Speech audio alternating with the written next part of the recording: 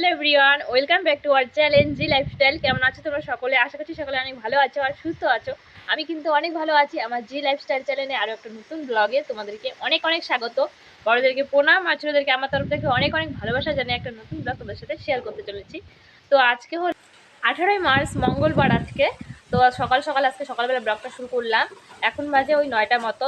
আর রান্নাবাড়ি কিন্তু বসিয়ে দিয়েছি প্রায়, এখনই আজকে বসাবো। ঘুম থেকে উঠলাম একটু আগে। তো চলো তোমরা ব্লগটা কন্টিনিউ দেখতে থাকো, আশা করছি তোমাদের অনেক ভালো লাগবে। তারপর কিন্তু এদিকে ভাত বসিয়ে দিয়েছি আর বাবা মাছ মেরে নিয়ে আসছিল, সাইপন বাটা আরও কয়েকটা পুঁটি ছিল, আমাদের পুকুর থেকেই মাছ মেরে নিয়ে আসছে। আর এদিকে মা আজকে ধান সিদ্ধ করছিল, 2-3 ডিসকির মতন হবে। তার জন্য মা আমাকে বললো আজকে সকালে রান্নাটা আমাকে করতে। তার জন্য আগে আর কি মিক্সচারটা করে নিয়েছিলাম।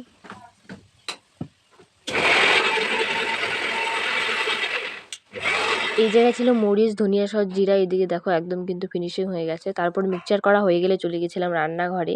এদিকে বুনু মাছ ভাজছিল, দেখো মাছগুলো কিন্তু কিরম হয়ে গেছে, মানে ভালো করে নাড়তে পারিনি, তার জন্য ভেঙে ভেঙে গেছে। আর এইদিকে কয়েকটা মাছ আছে, এগুলো তরকারি হয়ে গেলে তারপর রান্না করব। এইদিকে একজন এগ্রিকালচার দাদা এসেছিল, আমাদের ভেন্ডি করেছে, তাই ওইসব নিয়ে আর কি আলোচনা করছিল। আর তারপর কিন্তু আমি এইদিকে তরকারিটা বসিয়ে দিয়েছি জিরা সম্বাস দিয়ে। তারপর আর কি আলুগুলো দিয়ে দিয়েছি, আগে থেকেই সিদ্ধ করা ছিল আলু। তো তারপর এদিকে মশলাগুলো দিয়ে দিয়েছি আর বেগুন যে কেটে আগে থেকে ভাজা করে রেখেছিলাম আর কি, তো সেগুলো কিন্তু এক এক করে এদিকে দিয়ে দিচ্ছিলাম।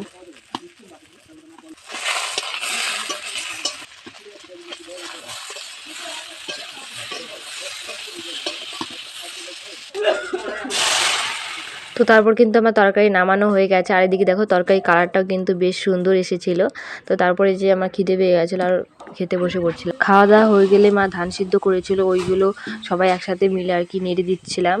আর আজকে কিন্তু ভীষণ রৌদ্র উঠছিল, একদম ভীষণ হাওয়াও দিচ্ছিল, একদম গরমে যে দাঁড়িয়েই থাকা যাচ্ছিল না। আমি কোনো মতে ভালো করে ধানগুলো নেড়ে তারপর ঘরে চলে আসলাম। আর ঘরে এসে একটু ঘুম ঘুম পাচ্ছিল, ঘুমিয়ে নিয়েছিলাম।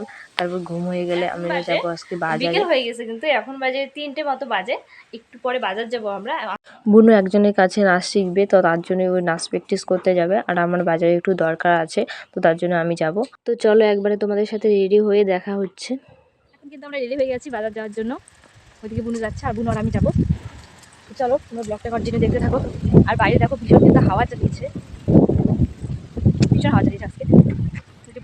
বাজারে গিয়ে কিন্তু আমরা প্রথমে চলে গেছিলাম জুতোর দোকানে, কারণ একজোড়া জুতো কিনতে লাগবে আমাদের। তো এই যে এই জোড়া জুতো দেখছিলাম আর এটাই কিন্তু নিচ্ছিলাম। তো তারপর ওই জুতোর দোকান থেকে এসে চলে গেছিলাম ডাক্তারের ওই জায়গায়, ডাক্তারের দোকানে। মা বলছিল মাথা ব্যথার ওষুধ আনতে, তার জন্য গেছিলাম ডাক্তারের ওই জায়গায় মাথা ব্যথার ওষুধ নিয়ে আসতে। তো ওই জায়গা থেকে চলে গেছি বুনুর নাচের ম্যামের বাড়িতে। তো এই জায়গায় নাচ প্র্যাকটিস করছিল।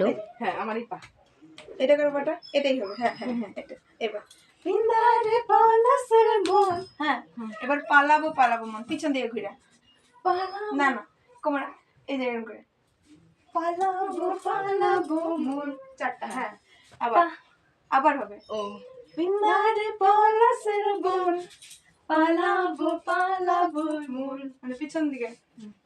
ল্যাংটা ইন্দুরে ঢোলায় আমার সর্ষে ইলিশ চিংড়ি কচিলাও, বাংলা পার্শে মাছকে ধুয়ে চিড়ের বাটায় দাও, বাংলা বলি কি করে বাংলা বুকের ভেতরে, বাংলা বলি কি করে বাংলা বুকের ভেতরে।